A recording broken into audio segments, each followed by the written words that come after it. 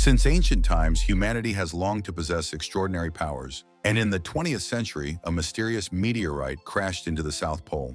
Scientists extracted a substance from the meteorite capable of granting limitless enhancement to human strength and hidden potential.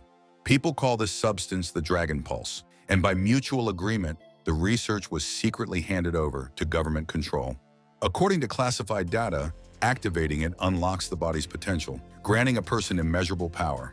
Excessive power awakens evil within people, turning them into deranged killing machines and bringing horrifying destruction upon the world. Unfortunately, the substance vanished overnight, triggering a conflict between the Security Bureau and the criminal underworld. The guy scrolls through the news on his smartphone, frozen in confusion as he tries to process what the hell this Dragon Pulse even is. Staring at his phone screen, the young man says in shock that this whole story sounds straight out of a manhwa. The guy stares at the screen and yells in excitement after receiving an insanely awesome mission directly from Boss Lu himself. Shang Yang confirms that he's ready to take the job, and the stern boss Lu promises to send him the exact address later. His dreams of heroic achievements are interrupted by a sudden incoming call, because mom always calls at the worst possible moment. Shang Yang answers the phone, only for his mother to drop the bombshell that he absolutely has to go on a blind date today. Digging for treasure in his nose, the clueless fool tries to dodge the date by claiming he's extremely busy with work. The gloomy young man trudges along the station platform, while his mother's strict voice on the phone leaves him absolutely no room to refuse. The young man nervously makes excuses over the phone, unsuccessfully trying to convince his mother that he has important work to do here. Crushed under overwhelming mental pressure from his mother's relentless nagging over the phone, the red-haired youth is forced to agree to the date. The guy reluctantly confirms the name of the hotel, eager to end this exhausting conversation with his mother as quickly as possible. The young man's gaze locks onto a stranger's hand, slowly creeping dangerously close to the thighs of a defenseless female passenger in the train car. The furious beauty clenches her fists in frustration over the countless perverts shamelessly harassing her on the subway. A mystical glow envelops the stalker's hand as he secretly drains life energy directly from the unsuspecting passenger's body. The villain anticipates his triumph after discovering a rare Dragon Pulse parasite that he intends to absorb as an offering to his master. A sinister grin twists across the stranger's face as he imagines the generous praise he'll receive from his master for successfully carrying out the dirty deed. The strong hand of the red-haired young man suddenly grabs the criminal's wrist, stopping the magical theft right in the middle of the process. With a powerful strike, the fiery-haired youth sends his opponent flying, knocking both the breath and the hat right out of him. The passengers watch in astonishment as the unlucky thief crashes onto the floor of the train car after receiving a crushing counterattack. The righteous defender sternly declares that animals like this deserve nothing less than a brutal beating, while the rescued girl timidly clings to his shoulder. Blushing with embarrassment, the charming stranger sincerely thanks her savior for his bravery. Awkwardly scratching the back of his head, the fiery-haired good guy breaks into a pleased smile as he accepts her gratitude, while trying to appear modest. The villain roughly shoves the redhead toward the girl, attempting to use the chaos to escape the scene of the crime. Losing his balance from the shove, the savior crashes into the passenger, and the two tumble onto the train floor in an incredibly awkward position. Finding himself in a compromising situation, the fighter lets out a muffled groan of embarrassment, his face buried in his companion's deep cleavage. Failing to understand the situation, the enraged girl slaps her savior across the face, mistaking him for a shameless pervert.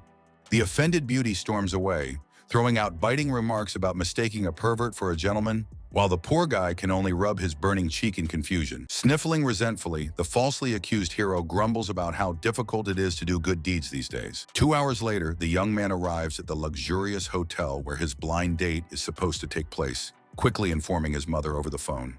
The puzzled guy peers deeper into the room, clearly unable to find what he had imagined, and wonders if someone is messing with him. Stunned by what he sees, the young man horrifiedly wonders how his mother could send him on a date with such a terrifyingly muscular woman with such an unusual appearance. The shocked guy seriously fears that his family went broke and decided to sell him off to a wealthy bride, but internally declares that there's no way he could ever agree to such a marriage. The sudden vibration of the phone in his jeans pocket makes the hero flinch, interrupting his panicked thoughts about the disastrous blind date.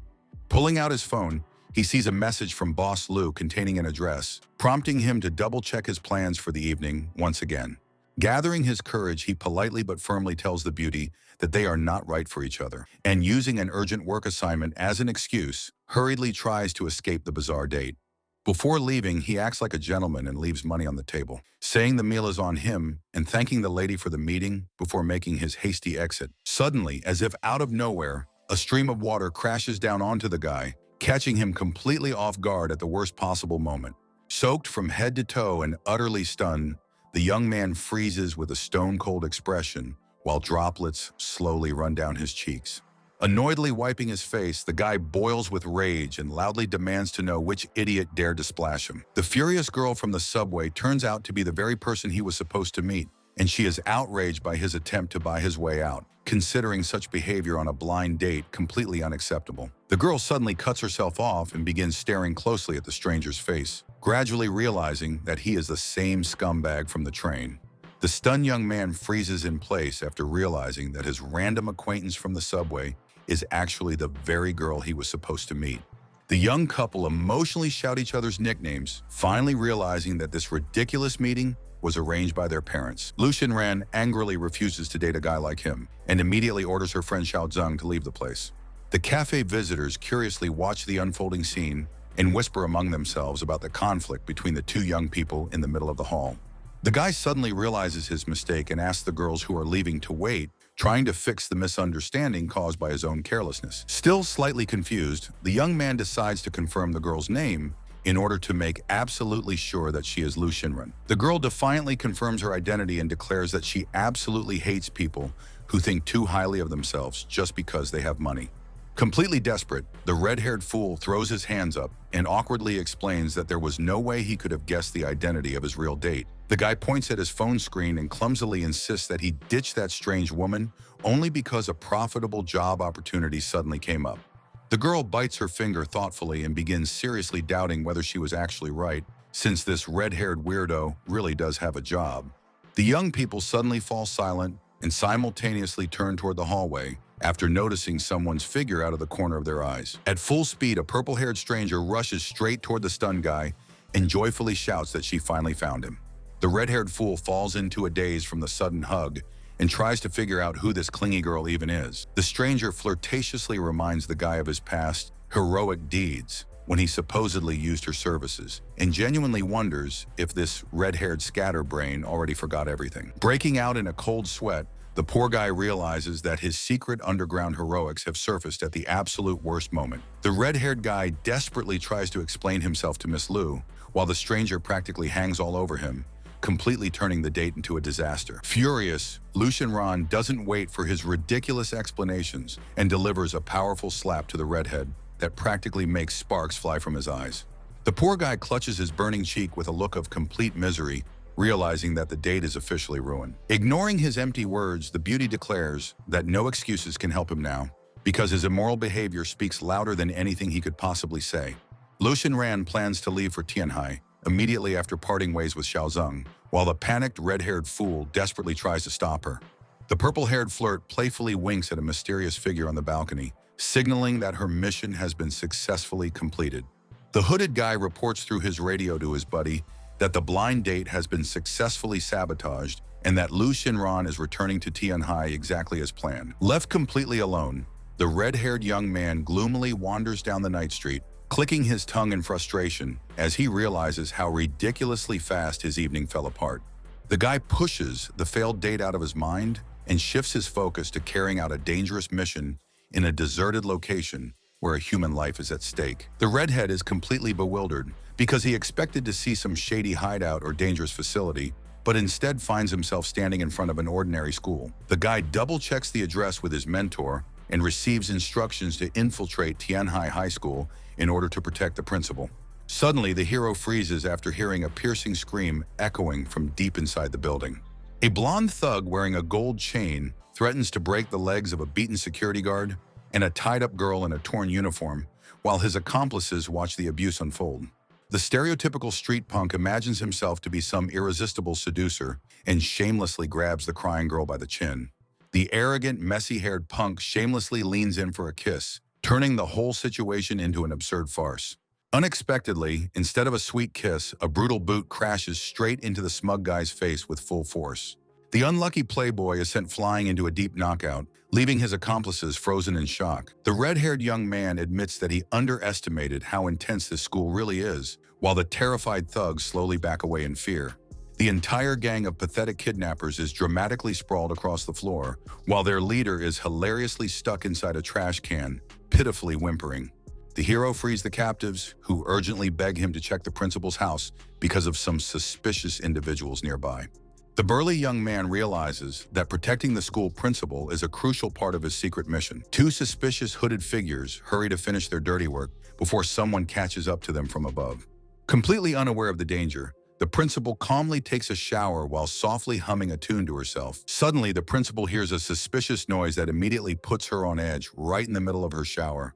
Wrapped in a towel, the worried woman cautiously opens the door to the empty hallway, trying to figure out where the noise came from. Behind the unsuspecting woman in the towel, a sinister, masked intruder suddenly appears out of nowhere. The alarmed young man suddenly hears the desperate scream of the principal echoing from deep inside the house.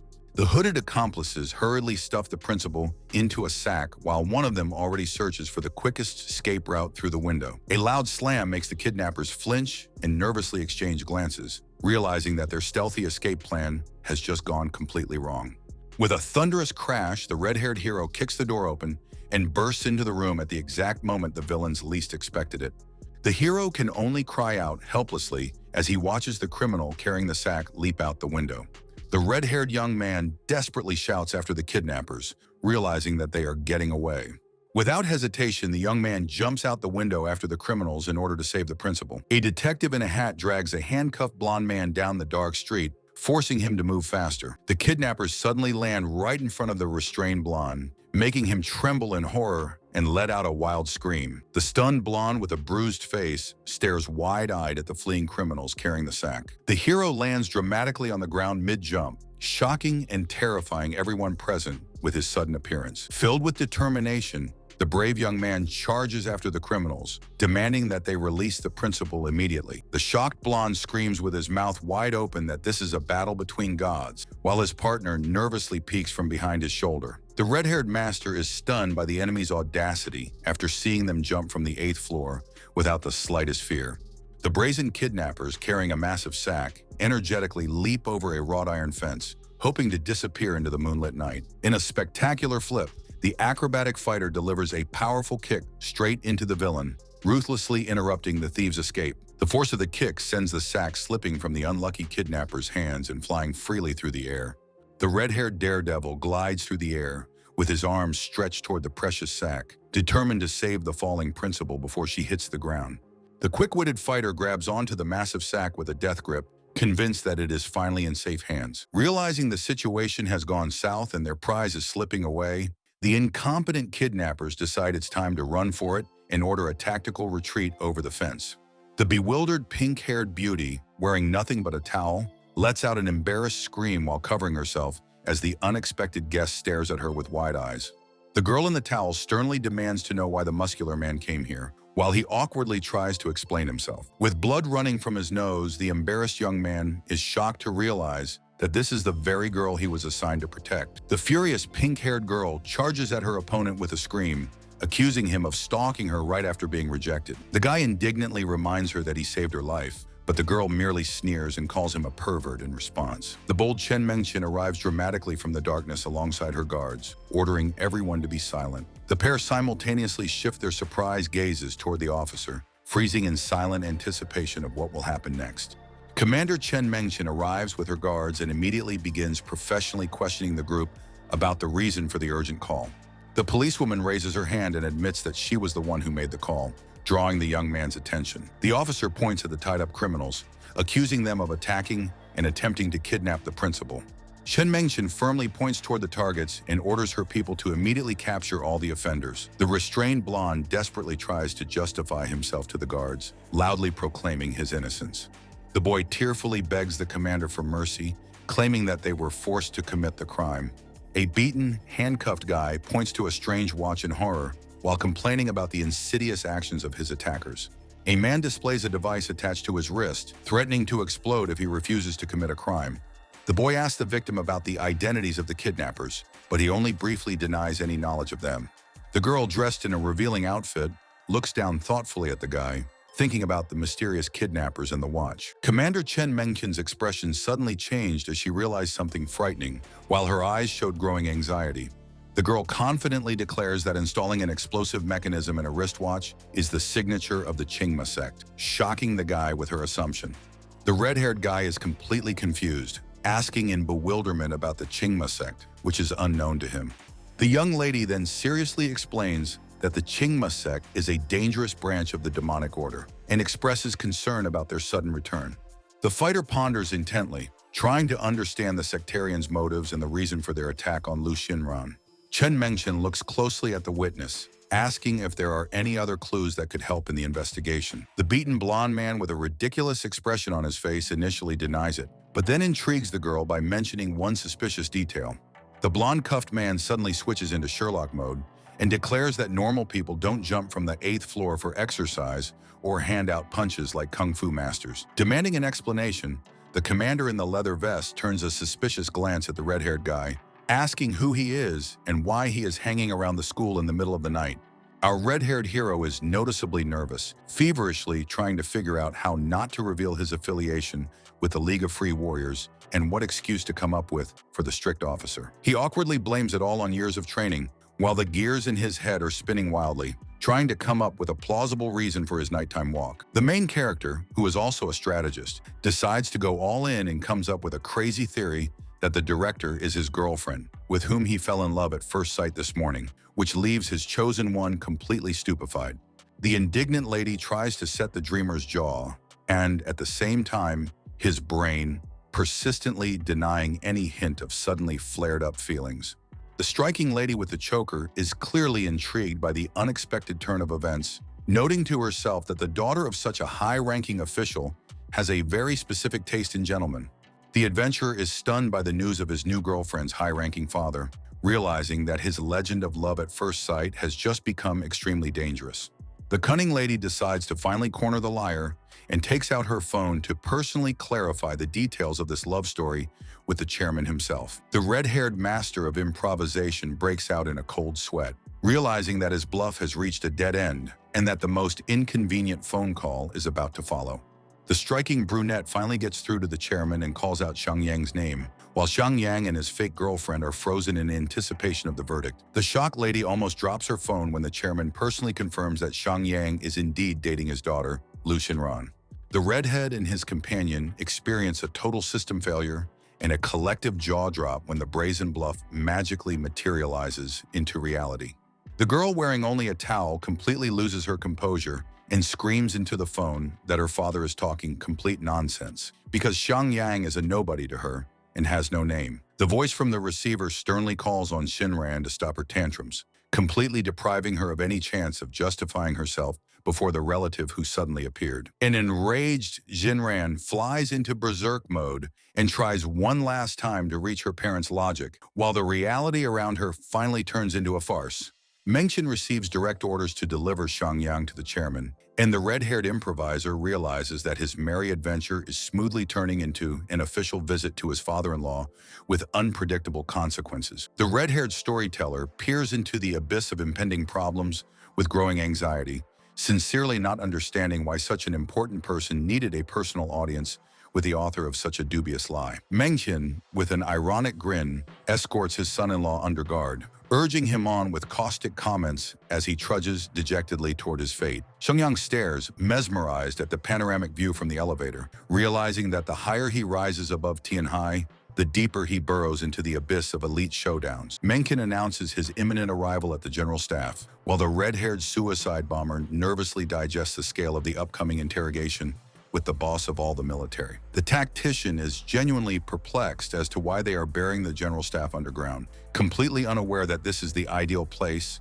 so that no one will hear its cries for help. Mengqian gives a quick safety briefing, explaining that when your order is in a state of perpetual war with demons, burying the general staff deeper isn't paranoia, but the only way to drink coffee in peace. The officer leads Xiang Yang to the door of the chairman's office and sends him off to meet his fate, while the boy resignedly agrees to this one-way visit. Xiang Yang crosses the threshold of the office with the air of entering not the chairman's office, but a hungry tiger's cage, cursing his passion for improvisation. The chairman immediately lays his trump cards on the table, confessing to the young man that it was he who arranged their accidental meeting with his daughter, turning the entire situation into a multi-move game of an experienced puppeteer. Redhead catches a system failure because the bluff worked too well. It was not because of his good looks that Lu Guanlin chose Xiangyang as his daughter's personal bodyguard, but because of his superior combat skills, which set him apart from all the country's free warriors. The chairman cuts to the chase, asking about the dragon's pulse with a serious look that would have made anyone else lose their sense of humor. Lu Guanlin hands Xiangyang a stack of papers, offering to personally examine the secret data on the dragon pulse and fully immerse himself in the essence of the matter. When the realization dawns that he's been drawn into a game of national significance, the redhead is completely speechless, because now the dragon's pulse is not just a legend, but a new source of headache. The boy studies the historical background of the dragon pulse, amazed that the ancient ancestors could think of nothing better than turning a meteorite that fell from the sky into spices to increase its characteristics. Xiangyang tries to connect the ancient artifacts with family dramas, and the chairman just throws up his hands, admitting that even his strategic genius didn't foresee how his daughter would get involved in this story with the meteorites. A month ago, scientists in secret laboratories successfully extracted the dragon pulse, rejoicing that they now had a powerful weapon against the demonic order, while the chairman carefully recorded this success in a dossier. Elin is assigned as the first test subject in this scientific adventure, as she prepares to take on the full force of the newly mined dragon pulse with a disarming volunteer smile. The experiment immediately goes wrong, and the girl turns into a furious berserker with blazing eyes, clearly demonstrating that the side effects of the dragon pulse are far more terrible than any benefits. The chairman gloomily states the fact that the miracle doping turned out to be defective, and together with its power, it completely burns out morale, turning any volunteer into an uncontrollable killing machine. With a frightening realization, scientists notice that Elin's state is exactly the same as the insane trance that the fanatics of the demonic order fall into. The chairman shocks Xiangyang with the truth that he himself orchestrated his meeting with his daughter, as it turns out that the dragon pulse gave birth to the demonic order, and it is impossible to destroy it. And in order to protect the artifact from the villains, Lu Guanlin divided it into two parts and hid them inside himself in Shinran. By laying his cards on the table, Lu Guanlin confronts Xiangyang with the fact that he must now pretend to be Shinran's boyfriend in order to guard the other half of the artifact around the clock under the guise of romance. Xiangyang takes the challenge seriously, saluting the chairman, making it clear that the boy's role has been accepted, and he is now officially on round-the-clock duty to guard Shinran in the secret of the dragon pulse. Xiangyang stood frozen in deep thought at Shinran's house, realizing that the only way to protect the settlement would be to land him in the middle of a major scandal. Xiangyang decides to cast aside his doubts and, guided by the motto "Come what may," decisively rings the doorbell, officially launching the operation to introduce the obstinate Jinran into his life. In anticipation of the unknown future, the boy mockingly waits for the door to open. Taken aback by the surprise, the headmistress, dressed in her house clothes, opens the door and finds Xiangyang standing on the threshold, whose late visit with dubious news clearly ruins all her plans for the evening. Instead of greeting him, Shinran squeezed the poor man's nose so hard that blood spurted out, turning everything around him crimson.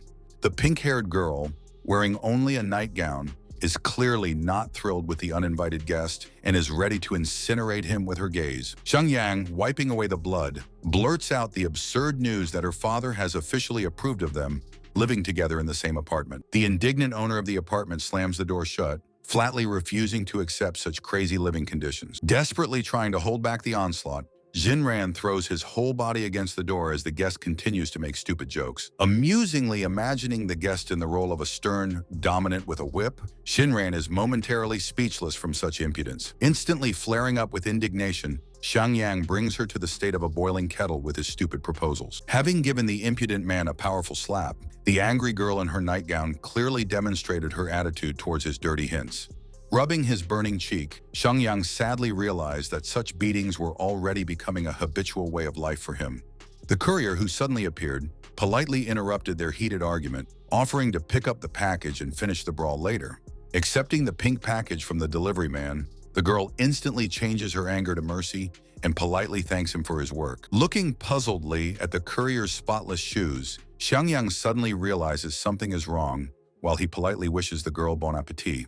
Unable to bear it any longer, driven to the brink, Shinran screams in rage, demanding that the insolent bodyguard get out. With a loud bang, putting an end to the argument, the heavy door slammed right in front of the guy's nose, leaving him completely alone in the corridor. With his jaw comically jutting out in resentment, Zhang Yang grumbles after the departing girl, reminding her of his high status and the chairman's trust. Vigorously waving his arms in the middle of the empty corridor, the guy continues to argue with the closed door, proving to an invisible opponent his lack of enthusiasm for his new job. Hidden in the thick shadows around the corner, a mysterious figure in a hat watches intently, without making a single sound. Leaving the pink bag on the glass table, a tired Shinran sank limply onto the sofa under the light of a luxurious chandelier. Waving her fork in annoyance, the petite Shinran continues to rant at Xiangyang's overconfidence, which she believes relies too much on his good looks. While devouring her dinner with gusto, the girl mentally criticizes her father's choice, sincerely not understanding what talents he managed to discern in this intolerable man. Shinran's vision suddenly becomes cloudy, and the outline of the dessert on the table begins to blur as she feels a strange and sudden dizziness. Losing consciousness, the girl at the last moment manages to realize that there was clearly some kind of impurity in the delicious dessert. With difficulty holding on to her slipping consciousness, the headmistress, in fear, notices how the door to her room slowly opens, and an ominous, dark figure appears on the threshold. An uninvited guest in a tracksuit freezes in the doorway, politely greeting the sleeping hostess with his sly smile. Gathering her last strength, she tries to find out the identity and intentions of the visitor before consciousness completely leaves her. The villain, knife in hand, mockingly answers a question with a question, enjoying the helplessness of his victim. The madman's face twists into a hideous grin as he openly declares his desire to kill her for the promised reward. Clutching a sharp blade in his hand, the attacker slowly advances toward the defenseless girl, whose strength has completely run out. Having lost control of her body, she watches what is happening in complete bewilderment through a foggy veil in her eyes. The muscles finally turn into cotton wool, and the legs can no longer support the body's weight under the influence of a strong sleeping pill. At the most critical moment, the bitter realization comes that driving away the unbearable handsome man was a very rash idea. With a furious cry, the killer rushes forward, delivering a decisive blow with his knife to end this protracted matter. She closes her eyes in horror and screams in hope of a miracle, until the instinct of self-preservation tells her to cover her head with her hands. The savior's dramatic appearance through the window ends with a crushing knee strike to the jaw of the stunned villain. A powerful kick sends the unlucky killer flying to the side, crashing into the floor and losing all will to fight. With a radiant smile, the savior steps onto the defeated enemy in a masterly manner, greeting his mistress, who is speechless from shock. Having recovered from the blow, the would-be killer tries to get up from the floor and, in complete confusion, mumbles that he saw with his own eyes how this guy left in a rage. Xiangyang lectures his defeated enemy with undisguised superiority, ridiculing him for his poor disguise and overly clean shoes, which immediately revealed him as an amateur and not a real courier. The savior's gaze becomes icy and piercing as he launches into a harsh interrogation, demanding that the name of the person who ordered this assassination be immediately revealed. The mighty hero shakes confessions out of the fake courier, while he tries in vain to preserve the remnants of his dignity. The poor fellow in the cap is shaking so violently that his excuses about a chance visit sound like a very bad theatrical production. The trembling chin and darting eyes make this courier look more like the victim of a panic attack than a dangerous criminal. The pensive giant is suddenly distracted from his execution, noticing the suspicious glint of a hidden camera in the ventilation. The red-haired wardrobe's fierce grimace hints that someone is about to get into serious trouble because of the extra witnesses. A stylish, bespectacled hacker seethes with anger when he realizes his secret plan has been ruined by a single camera. An enraged villain, in a fit of rage, brings his fist down on the equipment, turning an expensive laptop into a pile of useless junk. The head of the sect furiously curses his incompetent assistants who are unable to cope with even one simple goal. A flirtatious young woman tries to calm down her angry boss by calling the psychopath her handsome and gentle prince. A smile blossomed on the satisfied villain's face, because only this beauty was capable of appreciating his subtle and vulnerable nature. With a sharp shout, the boss calls the two blockheads over, interrupting his tenderness for another round of angry instructions. An enraged cult leader yells at his men because one guy ruined all his evil plans to capture the girl. The grief-stricken subordinates bowed so deeply that any moment now, they would begin to bang their foreheads on the floor, begging for mercy from their master. On their knees, the two swear allegiance and promise to improve, though their guilty smiles suggest that the next failure is just around the corner. The boss's sinister grin bodes ill, causing his underlings to sweat and tremble in fear in anticipation of the inevitable reprisal. The boss decides to show generosity and gives his subordinates one last chance, accompanied by such a face that it would be better if they just quit into the sunset.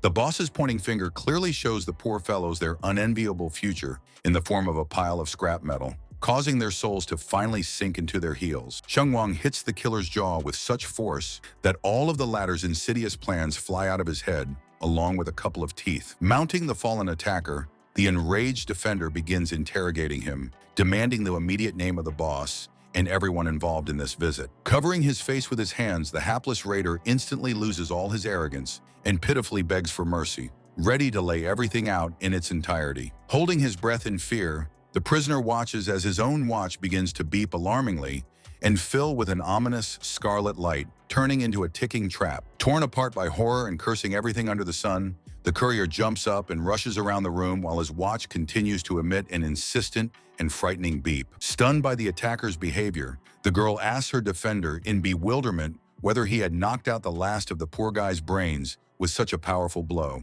Suddenly realizing the seriousness of the situation, the guy's expression changes, realizing that the ticking on the courier's hand does not portend anything but big trouble. Instantly reacting to the threat, the guy grabs the girl in his arms and screams about the urgent need to run away, accompanied by an increasingly frequent squeak. Barely managing to push off, the couple literally flies out of the epicenter of the fireball, while behind them, everything that remains of the room shatters into pieces with a roar.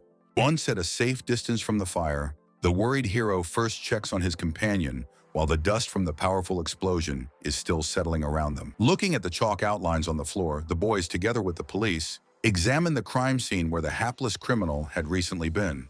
Carelessly joking off the accusations of an acquaintance in a police uniform, the red-haired guy puts all the blame on Shinran, jokingly calling her a real magnet for all sorts of troubles. Outraged by such insolence, the girl in the leather jacket sharply reprimands the guy, reminding him of Shinran's high status and the inadmissibility of such jokes directed at the chairman's daughter. Gently interrupting her friend's angry tirade, the girl stands up for her savior, admitting that he was there again at the right moment and helped her out of trouble.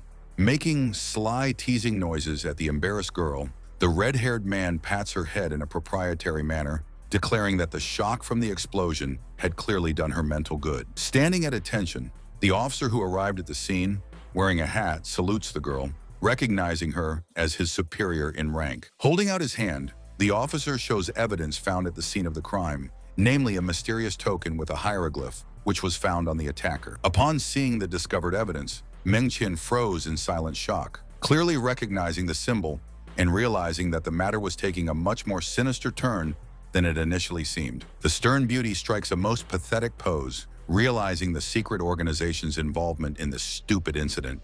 A formidable lady in leather politely asks the muscle man to step aside for a minute, while his companion simply stands beautifully nearby. For their secret negotiations, the couple chose the rooftop, where they could calmly discuss the insidious cult in the fresh air. The feisty girl pinned the big guy against the wall, trying to beat the truth out of him about his connections with the sectarians and the chairman. The red-haired giant is silently outraged by the ridiculous accusations, considering himself an exemplary and extremely useful guy for society. The funny muscle man swears he has never heard of any cult before being slammed into a wall.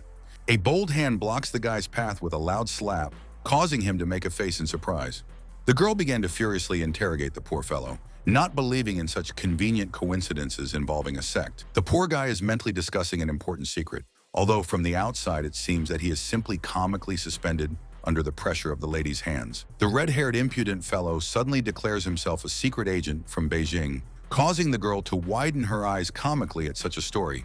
The policewoman finds this latest round of bullshit quite convincing, and a logical puzzle begins to form in her head. Continuing to weave intrigues, this cunning man describes in full detail his role as a secret bodyguard, which the ward herself does not even suspect. Thoughtfully raising her finger to her lips, the naive girl begins to be imbued with the heroic legend that this suspicious guy has composed. To ensure the safety of the protected facility, a feisty young woman persuades a guy to go undercover at the school so that he can act from the inside, like a pro from the Secret Services. Completely confused, the red-haired agent asks how he can pull off such a trick, since he clearly didn't expect his invention to go so far.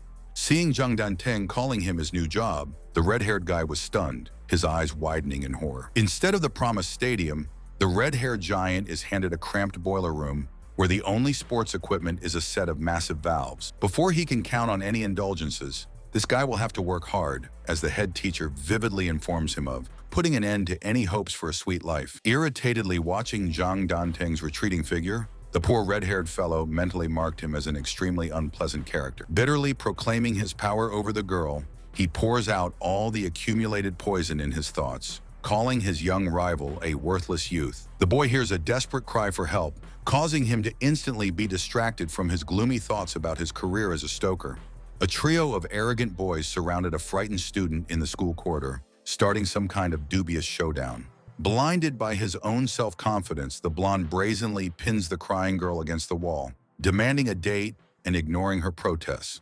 The unfortunate schoolgirl screams in fear and closes her eyes, trying in blind terror to escape from the embrace of her pursuer. Vindictively turning verbal threats into action, he raises his hand to strike, trying to teach the girl a lesson at once for all her past refusals. Rushing into the brawl, the red-haired big guy lands a powerful kick to the insolent guy's jaw, effectively stopping the blonde's attempt to raise his hands. Having crashed into the wall at full speed after a crushing blow, the blonde falls silent while his stunned friends frighteningly try to find out if their brother who flew away is still alive. Carefully wiping tears from the frightened girl's face, the fiery-haired protector promises to protect her from local hooligans while she looks into his eyes with timid hope.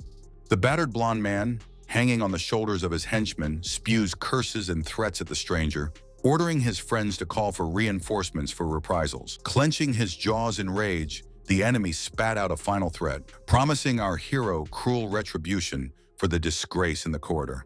Having dragged an impressive Hulk with dreadlocks along to the showdown, the victim theatrically pointed his finger at his offender. A menacing man with pigtails makes a scary face, trying to figure out who dared to offend his pocket blonde. This muscle man in a t-shirt is not at all afraid of problems and simply mockingly confirms his guilt. Showing off his bodyguard, the instigator of the skirmish is bursting with boasting, while the latter pathetically throws off his jacket for the upcoming fight.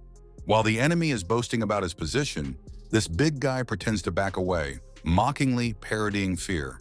Our muscle man suddenly pulls out a whole stack of multicolored belts, planning to give every daredevil in this room their due. Instead of the expected blow, the formidable second-rank warrior suddenly fell to his knees, leaving his frightened friend to vainly try to bring his protector back to his senses. Looking at their opponent with new eyes, the hooligans realize that they are facing a 10-time champion, whose status makes their knees tremble with fear. While those around him try to digest what has happened, the master casually twirls the trophy rings on his finger, leaving his companion and enemies in complete shock. The dreadlocked muscle man recognizes the boy as the legendary Xiang Yang, known for his countless achievements. Sputtering with indignation, the little rascal screams hysterically at his protector, paralyzed with fear, not understanding the reason for his sudden cowardice. The big guy's heavy hand delivers a sound slap to the instigator, while he curses the day he decided to stand up for this idiot. Playing on the nerves of his opponents, Zhang Yang sarcastically offers them a choice of methods for receiving retribution, warming up his champion fist before the fight. Forgetting his pride in his jacket, the frightened brute bows to the ground, begging the legend for mercy for his blatant blindness and insolence. Deciding to show leniency, the winner, with a disgusted grimace, allows the unfortunate warrior to rise from his knees, ending this circus. As the corridor fell into a stifling silence, Xiang Yang approached his fallen opponent, who merely smiled obsequiously and thanked him, not daring to even move under the weight of his authority. Leaning almost to his face, the imperturbable master ingratiatingly whispers into the ear of the stunned poor fellow about his secret mission, turning him into an accomplice to the great secret. The guy's expression changed and he abruptly ended the conversation, promising to guard this secret like the apple of his eye. The newly minted keeper of secrets orders his stunned gang to leave immediately, pretending that they suddenly have more important things to do than get beat up by the legend. The whole gang, led by their leader, makes such a run for it that only their heels sparkle, fleeing from sin as far as possible. The tension melts away as the girl sees the backs of the running bullies, allowing herself to breathe out after a long day. The cutie blushes and counts her miraculous rescues, clearly hinting to the hero that he becomes her personal guardian angel on a permanent basis. And as a reward for all his exploits, the guy receives a tender kiss on the cheek, from which his stern champion face is filled with a treacherous blush. His charming companion gives him a promising look and a shy smile as he bids farewell, leaving Xiangyang to digest his triumph in splendid isolation. Burning with anger, the bully spews curses at the departing men, vowing to give the master a good life. Leaving all decency at the door, the head teacher brazenly lies to the director, portraying the new employee as a monster who beat up his son. The head teacher, deeply offended, resorts to personal attacks, questioning Xiangyang's professional suitability and morality, while he, along with loyal witnesses, watches this hysteria from behind the door. By brazenly breaking the silence, our champion makes the head teacher doubt his own rightness and cower in his chair. By overwhelming his opponent with a glance, the interrogator questions the head teacher's intelligence, turning the conversation into a humiliating lesson. The nasty old man waves papers, trying to overwhelm his opponent with the authority of his master's degrees and cool diplomas from the best universities. Maintaining complete calm, the boss calls the shouter to order, silencing him with one casual gesture. Swapping impudence for charm, the young man confirms the absence of an elite school, disarming critics with an honest admission. A long-faced snob in a beret is completely shocked by the dubious past of a new employee of an elite establishment. The teacher, shouting, demands that the insolent boy be thrown out, citing the fact that he lacks school knowledge. Showing remarkable ingenuity, he parries the attacks and confirms his intelligence, ignoring the lack of prestigious papers. Changing his tone to a patronizing one, the master questions the importance of the certificates, causing the head teacher to choke with anger. Without losing his dignity, our genius confirms his status as a doctor of science, finally knocking the ground out from under his opponent's feet. The stunned fat man froze with a silent question on his face, realizing the sudden failure of his grandiose plan. A fan of prestigious diplomas lands spectacularly on the table, confirming the presence of yet another doctorate in psychology. The list of achievements is replenished with mathematics, history, and astronomy, finally turning the boastful head teacher into a pathetic nobody. The overweight head teacher falls into cognitive dissonance, unable to comprehend the presence of so many diplomas in one person. With an ironic bow, the red-haired man advises the critic to apply to Stanford, turning his doubts to dust. Deeply moved, the companion sees in Xiangyan not just a fighter, but a true strategist with a brilliant mind. The imperious beauty decisively closes the meeting, vetoing any debate about Xiangyang's qualifications and ordering an investigation into the brawl. Forgetting about her business, the stately lady freezes in surprise when someone boldly calls her by name in a crowd of passers-by. Maintaining a mask of calm, the master thanks the lady for her support, while a subtle shadow of irony plays on his face. The shy beauty sharply denies her kindness, trying in vain to hide the telltale blush on her cheeks behind feigned indifference. Without hiding her irony, the girl justifies the harsh lesson for her colleagues, without suffering any unnecessary pangs of conscience. A pleased Xiangyang breaks into a blissful smile, sincerely glad that this time he managed to get out of the water dry and avoid the stigma of guilt. The idyllic stroll is unceremoniously interrupted by the screeching brakes of a blue foreign car, causing the couple and a random passerby to flinch in surprise. An enraged old man waves his cane with all his might, showering the driver of a blue foreign car with choice curses for recklessly driving right in front of his nose. This guy gets out of the car with an arrogant look, casting a look of utter contempt towards his grumpy neighbor. Sputtering saliva, the rich kid yells at his grandfather, demanding that he get out of the way and not spoil his view with his beggarly presence. A confused Xiangyang tries to identify the intruder, while his companion suspiciously thinks about the arrogant stranger's name. Wang Chunming spreads his arms wide in a welcoming gesture, preparing for a hug. Beaming with false friendliness, the suitor flaunts an expensive bouquet and declares his devotion, trying to impress everyone around him with his pretentious lie. With icy calm, the elegant lady puts the impudent admirer in his place, explaining that it was only out of respect for his father that she had tolerated these intrusive signs of attention until now. With a pained expression, the rejected rich kid complains about sleepless nights and thoughts about Shinran, hoping to beg for a drop of pity and melt her cold heart. The awkward suitor closes his eyes and purses his lips in a comical attempt to steal a kiss, desperately begging the beautiful headmistress not to reject his passionate feelings. Looming menacingly over his hapless opponent, Xiangyang unceremoniously grabs him by the lips, reminding him in an icy tone who is the true protector of the beautiful lady. A crowd of students is savoring the latest gossip about the headmistress's affair, sincerely delighted by this turn of events. The girl who was recently rescued is now blushing because everyone around is sure that the hero is dating Zinran. Blushing with indignation, the girl furiously denies having a relationship, while the guy again switches on the mode of an impudent gentleman. The poor guy with the flattened face makes inarticulate sounds, while the cunning red-haired hero continues his cunning manipulations. Looming over his companion, the young man whispers in her ear a demand to behave quietly, promising in return to quickly and effectively neutralize the annoying rich kid. Through the fighter's powerful hand, the duck-like lips of the blue-haired ladies' man demand that he be released. While the blue-haired guy strains his vocal cords to attract the attention of passers-by, our master calmly prepares a compelling response that will cool the ardor of any loudmouth. The cheeky jock found the best way to shut the screamer up. He simply kissed the girl passionately right in front of him. The psyche of these poor schoolgirls was shattered with a loud crash by the passionate kiss of the headmistress in Shangyang.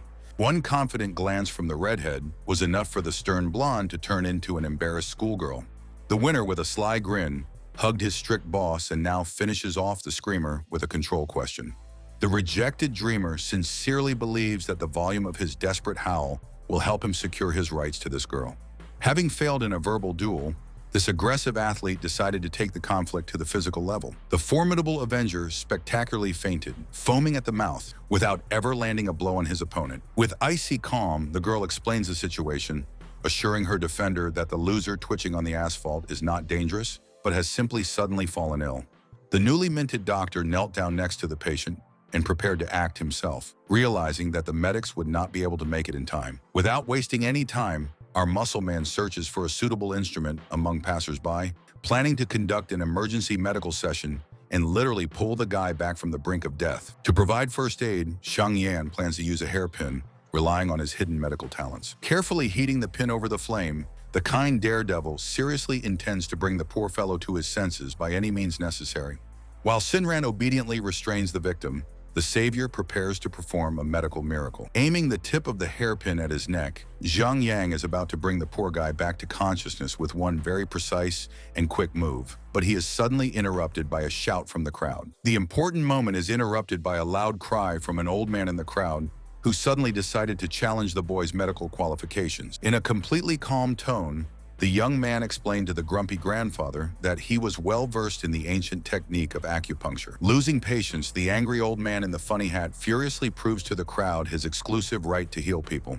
In a panic, the grandfather calls the nurse for help, hoping to throw the insolent guy out before he has time to use his strange therapy on the unfortunate patient. The obedient girl clutched the hero's hand tightly, tearfully begging him not to interfere with the great master. Trying her best to pull the guy away, the poor girl is simply panicking at the prospect of another scolding from her evil boss.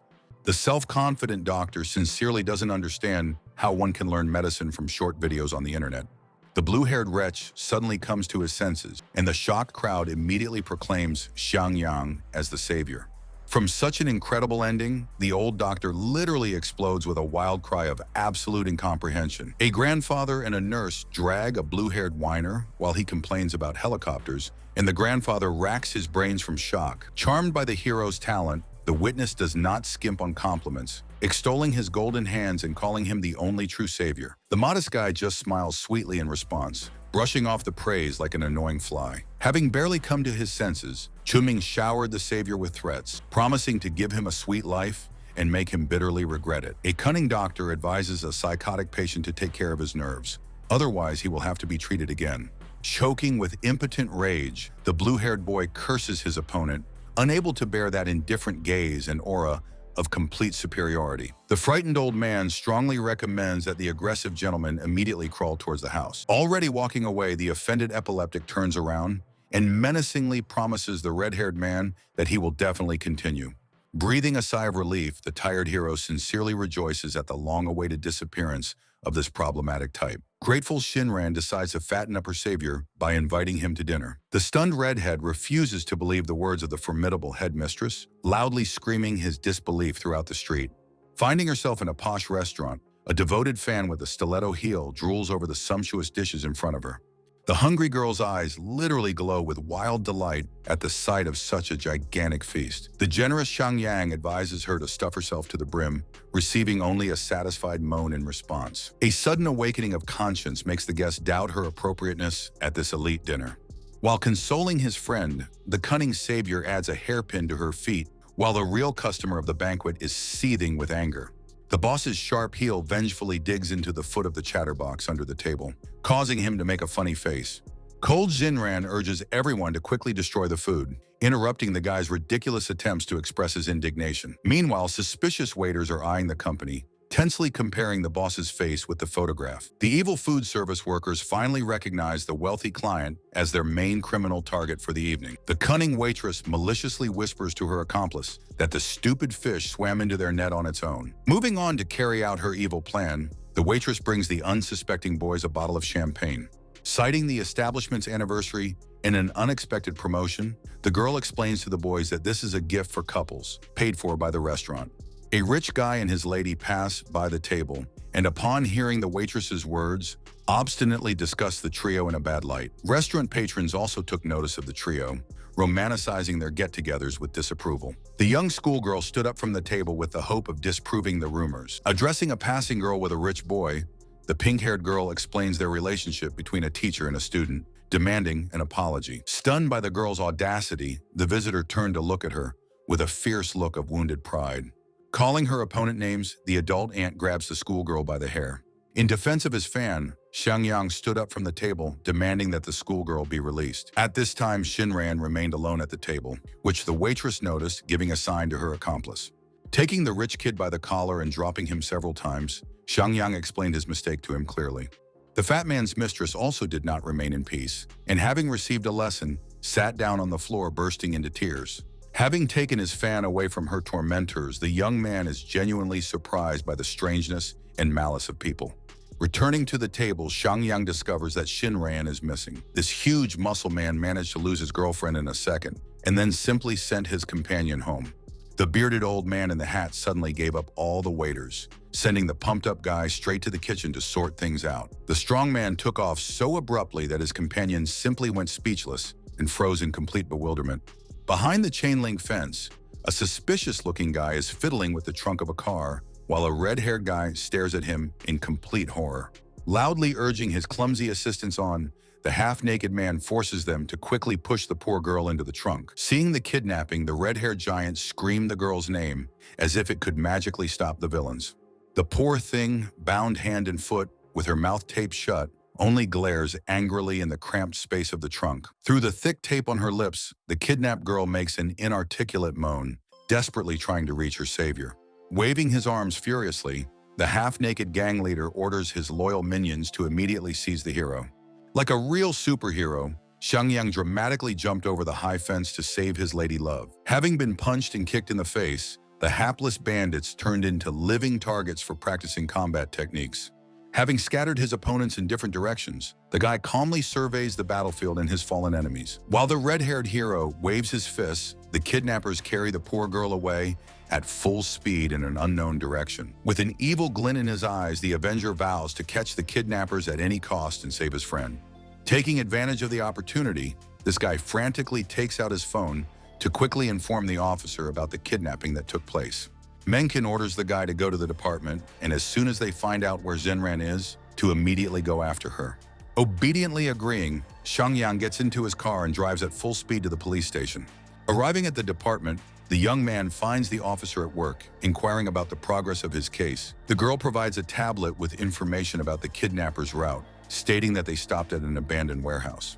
In one voice, a couple of brave heroes got ready to go after the villains. Meanwhile, screams are heard in the area of the old warehouse. Apparently, someone is screaming hysterically at his subordinates. A pompous gang leader scolds his accomplices for not carrying out the plan correctly.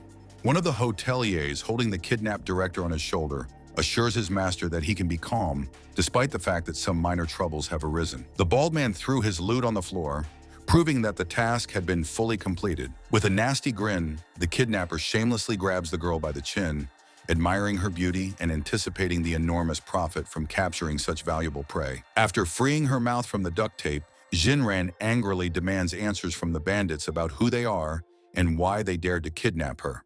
The blue-haired bandit points a folding knife threateningly at the kidnapped girl, forcing her to fall silent in horror. Mockingly pressing the tip of his knife to Shinran's blouse, the bandit offers to tell her father the secret of the dragon's pulse hidden within her. Sincerely not understanding the essence of the claims, the captive, in complete bewilderment, asks the bandit what other nonsense he is talking about this pulse.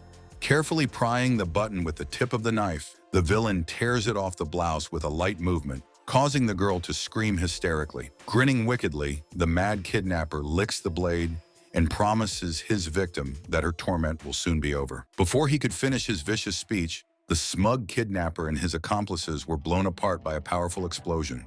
Having barely recovered from the powerful explosion, the stunned bandit in a blue shirt curses furiously and tries to understand what just happened. Taking a pompous drag on his cigarette, this red-haired lifeguard stumbles into a party uninvited and announces from the doorway that Dad is in the building and everyone needs to dry their pants. An enraged bandit in a purple shirt pulls out a pistol and yells in a rage that he will now stuff the intruder with lead like a pig. Dodging bullets with a calm expression, the red-haired guy contemptuously advises the shooter to go and learn marksmanship. The stunned bandit, in complete shock, tries to comprehend how this is even possible. Taking off with incredible speed, Xiang Yang dashes straight towards the armed bandit leader. Instantly closing the distance to a minimum, the boy delivers a powerful and crushing uppercut to the gang leader's jaw.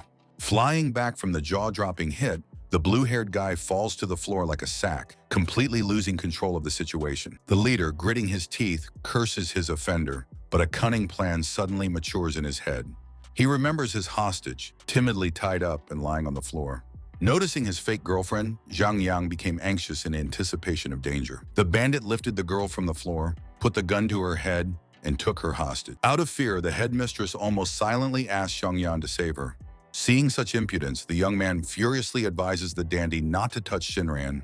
Meanwhile, outside the abandoned warehouse, Officer Mengchen gives the order to his team to begin the rescue operation for Mrs. Liu. A helicopter appeared out of nowhere at high speed above the building and hovered precisely above the roof. Confused, the group commander does not understand whose helicopter it might be. Having dragged the girl onto the roof and using a ramp dropped from the plane, the gang leader holds his hostage at gunpoint, prematurely gloating over his victory. Helplessly watching this freak slip away, Xiang Yan has no choice but to curse him. A moment later, the bandit kicks the girl hard in the back, causing her to fall straight to the floor. Having said a cruel goodbye, the blue-haired dandy pointed his gun at his hostage, intending to shoot. Fearing her impending death, the girl watches him in silent horror as tears stream down her cheeks. Meanwhile, Xiang Yang rushes to her aid, breaking away and closing the distance. The shot and the sound of a whistling bullet ripped through the entire area. It hit its target. However, such a loud and frightening sound was caused by the pistol of Officer Mengchen, who managed to help the boys. The bullet hit the villain right in the hand in which he was holding the weapon. The commander gives the order to his group to give chase so as not to lose this freak. Later that night, Xiang Yang brought Shinran home and called the doctor for an examination, where he heard that she was fine despite a few bruises. The good-natured gray-haired man assures us of the need for observation in the coming days and quickly leaves. Realizing his mistake, the red-haired hunk apologizes to the girl, shooting her guilty eyes. In exchange for an apology, the strict headmistress gives in to a traitorous blush, thanking the guy for saving her once again. Embarrassed by this behavior, the bodyguard waves off the gratitude and gets ready to leave in order to give the victim some rest. Without hesitation, the girl grabs the guy by the hand, demanding that he stop. With her eyes downcast shyly, Shinran asks her savior to stay the night with her. Having interpreted the girl's proposal in his own way, the boy was pleasantly shocked by such a proposal. Waiting to put his piquant thoughts into action, the hero hurried to the headmistress's bed. Realizing that such a slow-witted person should have been more specific about his desires, Shinran visibly tensed up. Having given the red-haired fool a merciless slap, the girl burst into screams and explanations of her true desire. The next day, standing in the school stadium, Zhang Yang contemplates the night's brawl, once again upset that his heroism received no reward. Brushing off the past night, the boy vigorously nods his head in order to perk up and get ready for the lesson. Before the start of the lesson, the newly appointed teacher observes a completely familiar scene where the schoolgirls are lined up in a strict row and the boys cannot calm down. Xiang Yang adopted a stern tone, immediately setting boundaries and addressing those who violated discipline. A daredevil from the crowd, squatting with cheap show-offs, decided to snap back at the gym teacher. Recognizing the youth as the very leader of the gang of bullies, The young teacher is in anticipation of the upcoming reprisal. Having put the punks in their place, Xiangyang turned on the evil policeman, immediately making it clear to the rascals that this was no place for them to play. The red-haired gym teacher gives the school children their first task, namely to run 10 laps. Unwilling to obey the teacher's orders, the blonde burst into laughter, flatly refusing to carry out the task. Looming over the class's steep slope, Xiangyang offers him a compromise: to run with them, but on the condition that for every 2 laps the teacher runs, the students only have to run 1. After some time, the merciless gym teacher finishes his 80th lap, teasing the students of his class. Gasping for breath in a half-faint, the blonde tries his best to squeeze out the suggestion that the teacher was born in the year of the dog. Amazed by his result, meanwhile, the girls in the class acted as cheerleaders, praising the teacher with all their might. Running past his fans, the young gym teacher waves to them and shouts thanks, basking in the rays of applause. Before he had even had time to settle into the stands, his biggest fan ran up to the over-muscled marathon runner, offering him a bottle of water. Sitting down on a bench, the gym teacher was suddenly showered with the attention of his fans, who offered him a massage. Sitting to the side, the cool kid in the class watches with envy as the girls in his class flirt with the teacher. Unwilling to accept his defeat, the blonde has no choice but to envy and choke on his own poison. The offended hero picked up a stone from the ground and threw it towards the teacher. With a slight movement of his finger, the gym teacher knocks back the stone that was flying at him. The hard object ricocheted off the steel finger so hard that it hit the schoolboy right in the nose, knocking him out. Watching the school's coolest guy crumble, the teacher indifferently suggests moving on to the main part of the lesson, self-defense. After demonstrating the basics of combat, Zhang Yang began to correct the students' stances. With her eyes shining like the cat from Shrek, the student asks the handsome man if she is doing everything correctly. Overwhelmed by the girl's excessive attention, Zhang Yang is torn between their requests to check their movements as well. Suddenly, the stadium was filled with a woman's scream calling the gym teacher's name, which he paid attention to. The screaming one was Shinran, who came running with the bad news that Vice Principal Zhang was in the hospital, taking the teacher right out of class. Hearing his father's name, the blonde man came to his senses, asking what happened. The director and the teacher had to take this hysterical boy with them, who, worried about his father's condition, almost tore down the door to the ward. Upon entering the room, the trio were met with an interesting sight. A man wrapped in bandages like a mummy was lying on a couch, and a middle-aged woman was whining above him. Not understanding what was happening, the gym teacher decided to ask what had happened, expecting to successfully beat up the head teacher. To everyone's surprise, the woman spoke up, blaming Xiang Yang for the incident. The man had allegedly been walking down the street and cursing at the gym teacher, for which he had gotten a beating. The lady decided to tell them a story about how she and her man were walking around the city, where he scolded the achievements of a young teacher. Hearing Zhang Yang's name, some skinheads passing by decided to join in the conversation, asking if the chubby guy knew the guy. The head teacher only snapped back unsuccessfully, to which the local thugs pulled out a wooden and oblong argument. Having finished her story, the woman continued to sniffle, cursing the young teacher as if he had crossed someone's path. Contemplating what he heard, Xiang recognized the description as members of the Qingma sect, realizing that it was not safe to remain in the hospital. Without waiting a moment, the boy grabbed the head mistress by the hand and led her out of the ward. Walking down the hospital corridor, the red-haired man noticed a gray-haired man in a hat snoring on the couch. Xiangyang shows off his sleight of hand in an instant, pulling the stylish hat off the sleeping man. Having put that very headdress on the girl, the gym teacher asked her to behave quietly and not show it. From this gesture, the gray-haired man woke up, smiling slyly and looking after the departing couple. The sound of fingers snapping echoed down the corridor that served as the starting point for the operation. A nurse jumped out from around the corner of the hospital corridor, blocking the way for the physical education teacher and the headmistress. The gray-haired man in the suit also rose from his seat, which the red-haired guy noticed, realizing that they were squeezed from both sides.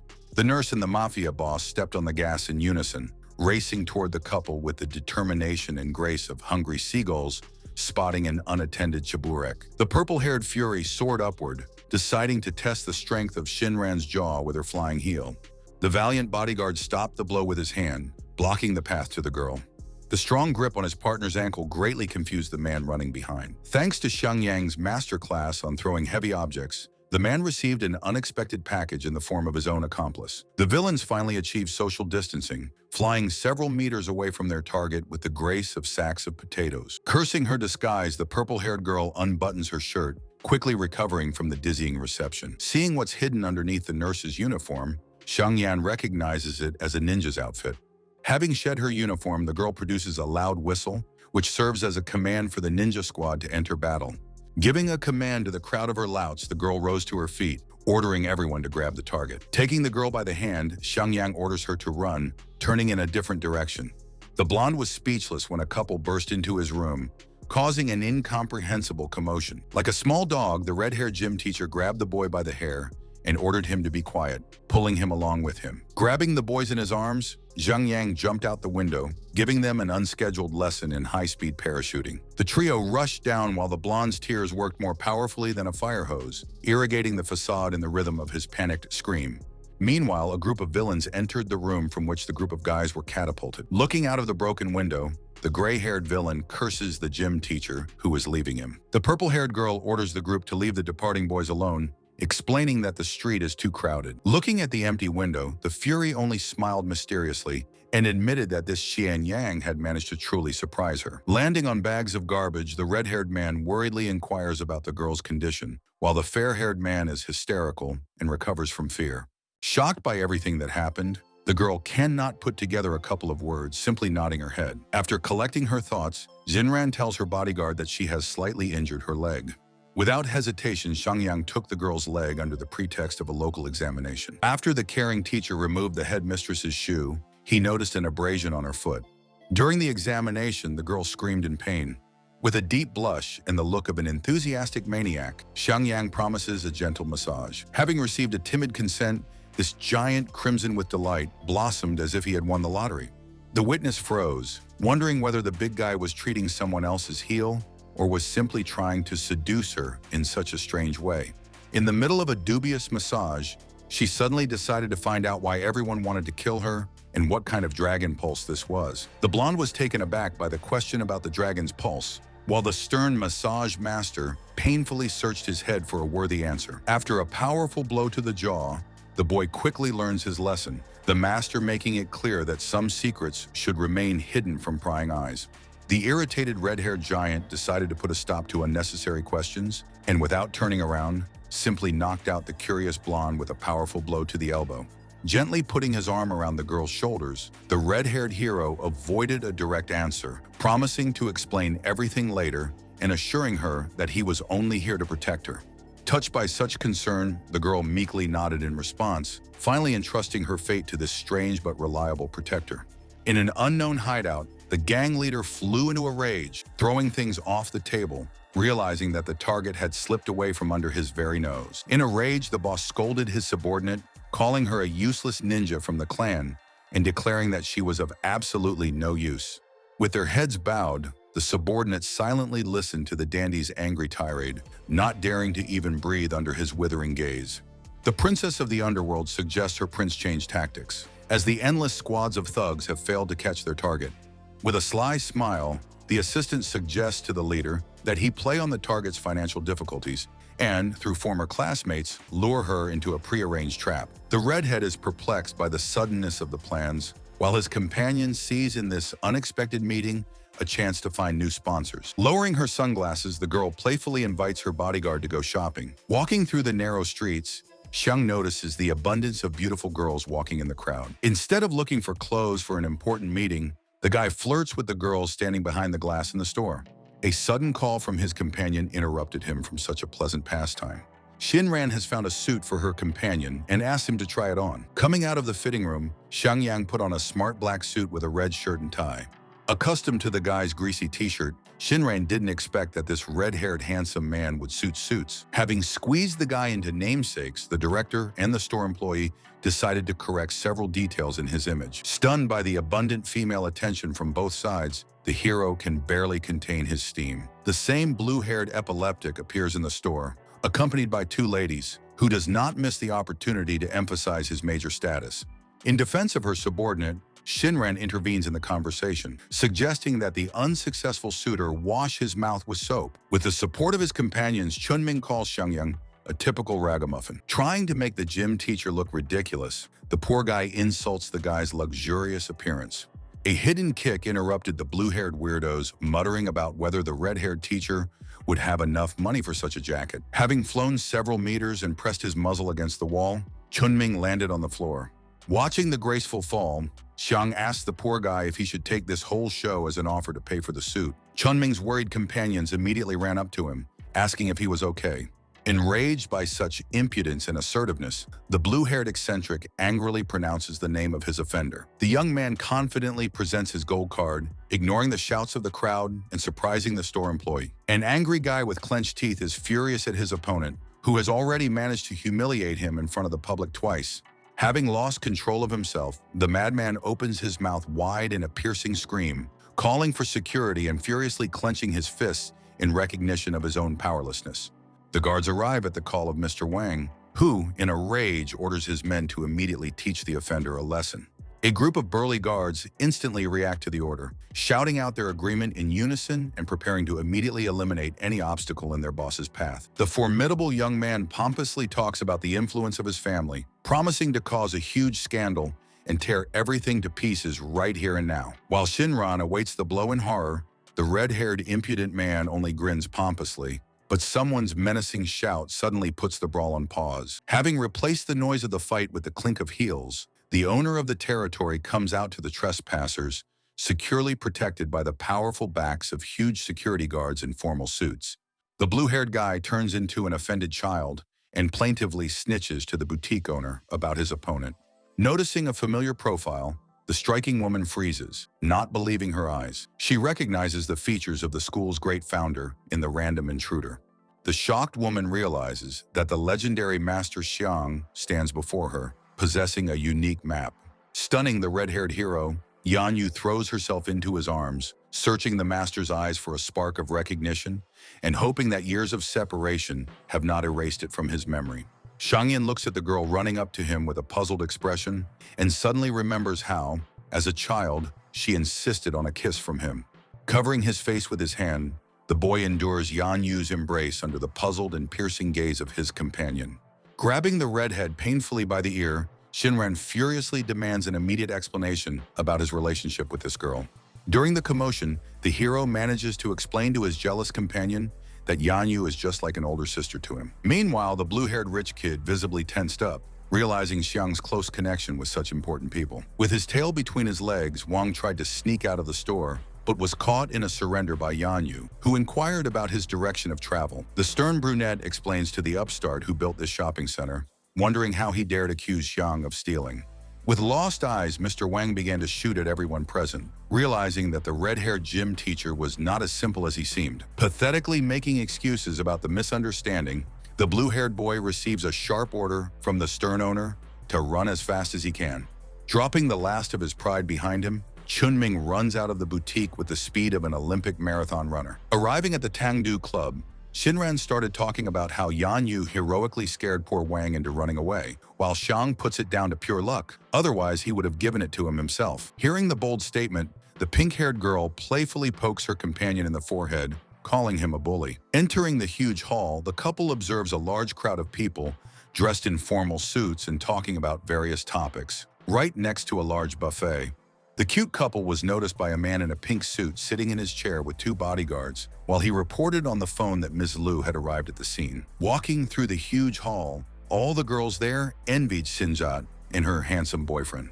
A purple-haired girl with a bob and a glass of wine decided to ask her friend where she found such a handsome guy, to which she began to shyly giggle. The girl didn't play coy and asked the guy directly if he was serious with Shinran. While the suited dandies discussed and quietly envied the guy for his looks and his luck in snagging the most beautiful girl in school. Among the crowd, there was an envious epileptic who did nothing but mentally curse his red-haired opponent. The weakling noticed a man in a pink suit sitting at a distance from the others, recognizing him as an old acquaintance. The toady, without missing a chance, approached the man to say hello and ask about his health, almost bowing at his feet. Turning his influential attention to the flea, Mr. Du did not stand on ceremony and irritably asked what he wanted. With considerable effort, the blue-haired weirdo shared that he had learned that Xiangyang's mother had built the Manhwa shopping center. Noticing that he remembered Mr. Du's losing tender, Chunming offers his help in taking revenge. Intrigued by the plan to suck up, the man listened to him with interest. While the couple was chatting peacefully with the event's attendees, someone called out to Shinran, which caught her attention. Turning to the one who called her, the bungler knocks the glass of wine away from his friend. The red semi-dry stain spread right across the Shinran's blouse, leaving the usual blot, like in a Rorschach test. The acquaintance immediately began to apologize, taking all the blame onto her clumsy hands. Hearing the commotion, the red-haired gentleman approached his companion to ask if everything was okay, to which she replied that she would go and change. Taking the initiative under the pretext of correcting her mistake, the purple-haired girl called for Shinran to be taken to the restroom. Noticing the epileptic watching in the shadows, Zhang Yang wondered how safe this idea was. A wicked grin formed on the girl in the purple dress's face as she led Shinran into the room. The headmistress visibly tensed up when she saw that same idiotic Chunming and Mr. Du in the room, patiently waiting for the girl to arrive. Before she could come to her senses, the girl accompanying Shinran sprayed the unknown contents of the can right into her face. Her legs became weak and her vision blurred. The headmistress fell exhausted onto the bed, watching the terrible grimaces of the people hanging over her.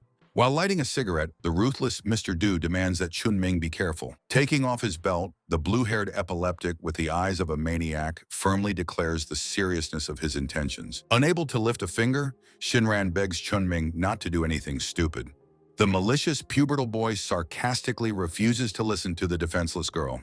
The whole fight is stopped by a loud sound that fills the entire room.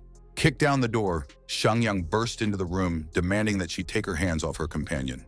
Everyone who was in the room at the time noticed the uninvited guest. The blue-haired whistling teapot was completely surprised by Shangyang's arrival. Thinking he was Bruce Lee, Mr. Du threw down his cigarette and declared that he would deal with the troublemaker himself. The red-haired bodyguard demands once again that the girl be released, to which he receives a loud refusal and clear directions for his movements. The old man swung at the guy, but the blow was too slow that Shangyang dodged it without any effort. Grabbing Mr. Du by his expensive shirt, young Jackie Chan unceremoniously threw the man over himself. In a matter of seconds, the luxurious pink suit, along with its owner, flew straight to the exit of the hotel room. Security guards passing through the corridor saw a peculiar tumbleweed, shocked and amazed by their boss's breakdance. Two guards approached to check on Mr. Lin's condition, ordering the third to seize the offender. A hotel worker came out to the noise and, observing everything that was happening, decided to call the police. After some time, several cars of brave law enforcement officers arrived at the entrance of the hotel. Having knocked out the guards, Shangyang glares at the hysteria maestro, who in response heroically threatens to scream deafeningly. With bloodlust in his eyes, the red-haired berserker wonders what harm Madame Shinran did to this epileptic for him to behave like this. The blue-haired freak only voices his lustful plans for this girl.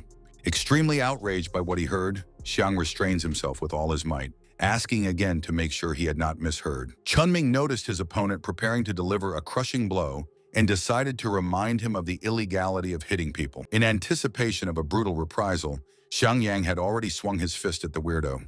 However, the dental procedure to remove several molars is interrupted by a stern order from an officer who enters the room. Stopping the blow a centimeter from Chunming's lip, Zhang Yang turned his attention to the police officers who had entered. While the red-haired strongman is surprised by the arrival of his old acquaintance, the epileptic tensed up, realizing that he would be imprisoned for what he did to Shinran. Taking advantage of the moment while the Avenger turned his attention to the commander, the blue-haired gymnast began to climb out the window. Officer Mengqin orders his henchmen to capture Chunming, while the slowpoke Shangyang realizes what is happening. Finally, the red-haired hero realized that his target was running away, and just as he decided to jump out the window after him, he was stopped by Shinran's timid voice. Hugging her valiant knight, the poor girl asks him not to leave. Raising her clouded eyes, she asks not to be left alone. Before he could explain to the Fury that he needed to escape, Shinran asked him for help because she was feeling very bad. In the head of the lustful gym teacher, a fierce battle is waged between an angel and a demon, offering him two completely different outcomes. As soon as the girl's hand touched the branded leather belt, the red-haired bodyguard was shocked and jumped away from her like a scalded cat. With a gentle movement of his hand, the brave hero satisfied the girl in all aspects. The sharp sound and vibration of the phone from the pocket interrupted the romance here. On the other end of the line was Officer Mengqin, calling with orders for Shangyang to report to the station because they had captured Lin Qingnan. In the interrogation room, the officer tried her best to extract information about the suspect's connection to Ma Baonim. In response to the respectable man's awkward refusal to provide information, the girl showed him the correspondence from his phone, citing the fact that they had planned everything together. Having called the police officer a fool, the suspect is in no hurry to give testimony and feels very confident. The girl could not tolerate such treatment, and angrily squeezing the piece of paper, her eyes filled with cruelty and cold-bloodedness.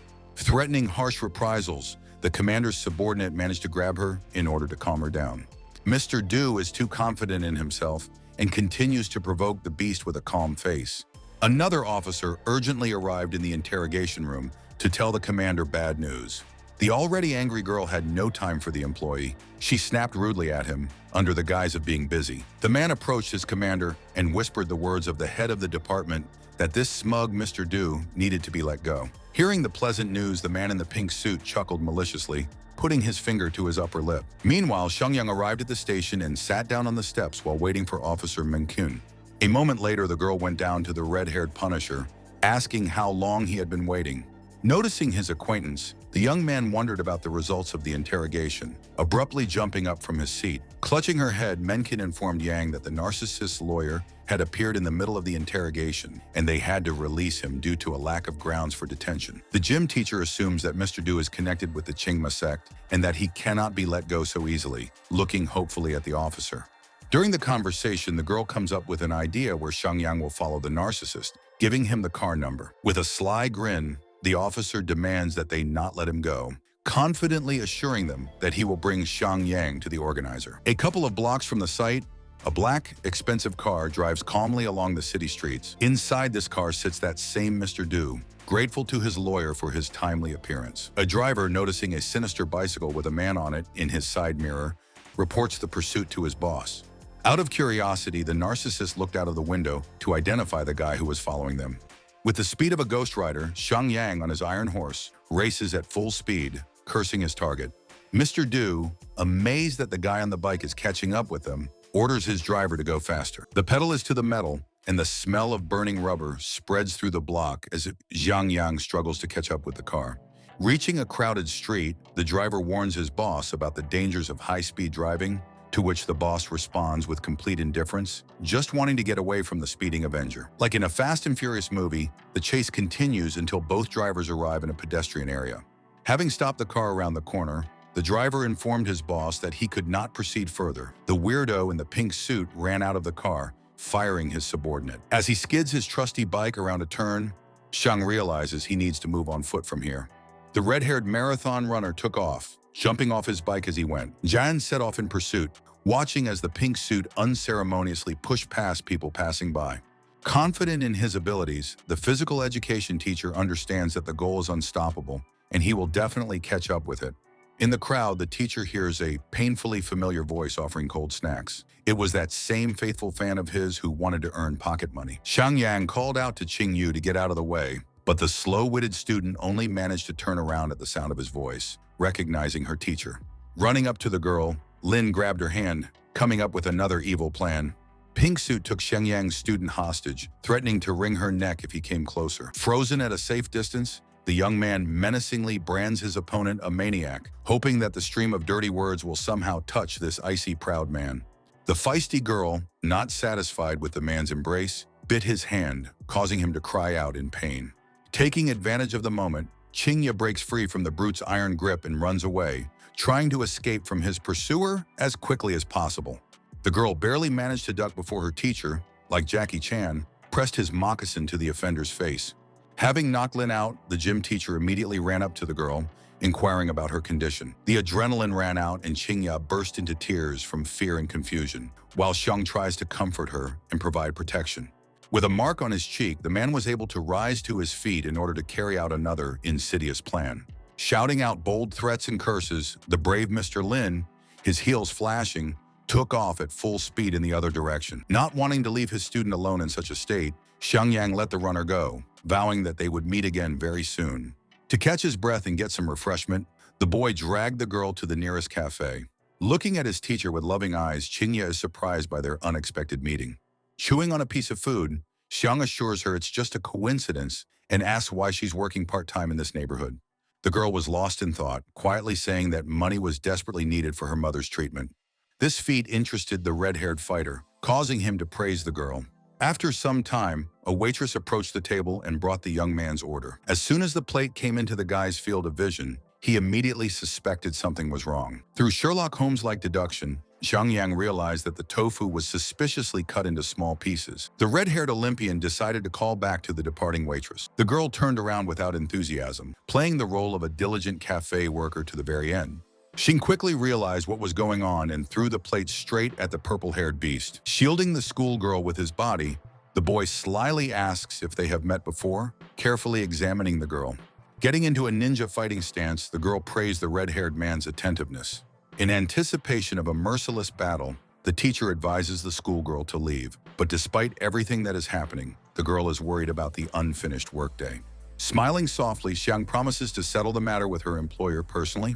The girl had no choice but to run out of the cafe in fear. Noticing a missing detail in the form of an absent partner, the gentleman in a black suit hastily informs his opponent about it. The Avenger couldn't wait for an answer before he felt a kunai flying at his back, and catching it in midair, he noticed that same ward. The gray-haired man praises Zhang Yang's reaction, not at all ashamed of his vile attempt to stab him in the back. Having placed the kunai on the table, the guy suggested doing without pleasantries and inquired about the organizer of the scene.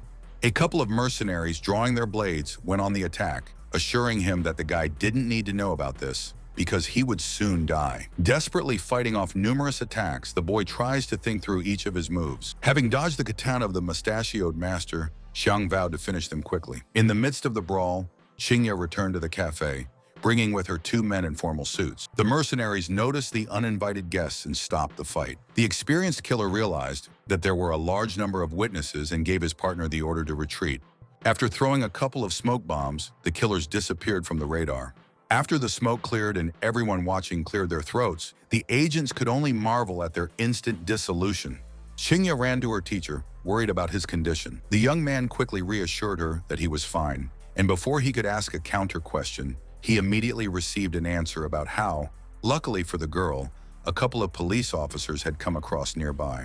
Playing along with his student's intelligence, Zhang patted her on the head, praising her quick reaction. However, a thought about what had happened flashed through the red-haired fighter's mind, because he hoped that this time he would find out where the members of the Qingma sect were hiding. At the same time, 2 mercenaries were watching the boys from the roof, complaining about the unsuccessful attempt at reprisal. Kneeling in a show of loyalty, the purple-haired girl asks her master for permission to spy on Zhang Yang, which he grants. Since their goal is quite dangerous, the ninja understands the risk of the entire operation and sets about carrying it out with firm intentions. As the night approaches, the red-haired gentleman returns to his home, reflecting on another fruitless day. Remembering the words of his female officer friend about how useless he was, the boy felt a twinge of grief from the weight of such a statement. Rubbing his collarbone, the young man walks tiredly into the room. Waiting for the right moment, the ninja hiding in the shadows launches her treacherous attack. Realizing that the fish has swallowed the bait, the guy calmly dodges its attack. Before the girl could come to her senses, the boy, who had masterfully dodged her attack, began to parry. In a masterful move, Xiang trapped the girl, holding her captive and demanding that she reveal information about who sent her. Even when she is at a disadvantage, the ninja manages to snap back at her opponent, to which he calmly reacts, advising her not to twitch. Moving on to harsh methods of extracting information, Xiang moved the girl onto the bed and, leaning on top of her, demanded that she tell him everything. At the most inopportune moment, Shinran's voice is heard calling for the red-haired hero. The unsuspecting girl entered the room and prepared to turn on the light, asking Zhang Yang what he was doing.